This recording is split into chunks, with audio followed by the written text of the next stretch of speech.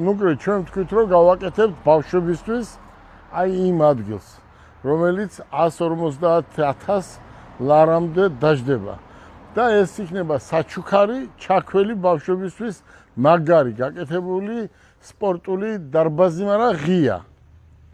აქეთ რასაც ქვია კიდე, ამას ესეც სახელმწიფოს გასაკეთებელია, მაგრამ ამასაც ჩვენ გავაკეთებთ, იმიტომ რომ ჩვენ დრო არ გვაქვს, რომ დაჩქარებული წესით გავაკეთოთ.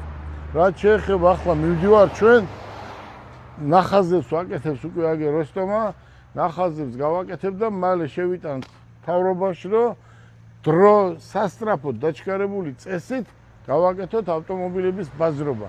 წავედით.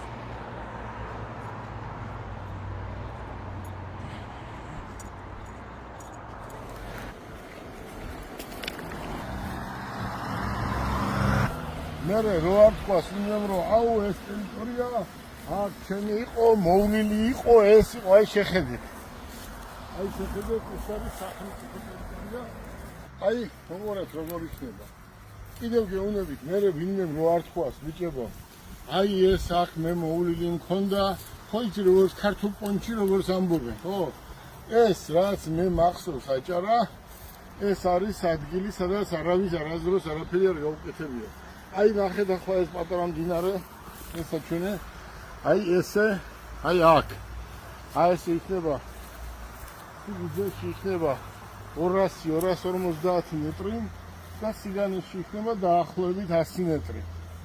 დაახლოებით, აი აქ გაკეთდება ეს ბაზრობა.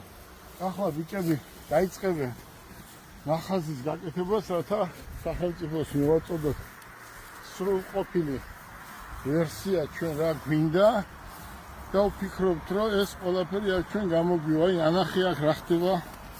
აქ არის ჭაობი. აქ არის ჭაობი, მაგრამ ავასე ყველაფერი ვიხდება. ეს გადავამოწმოთ და ეს არ არის კერძოოცი, არავის.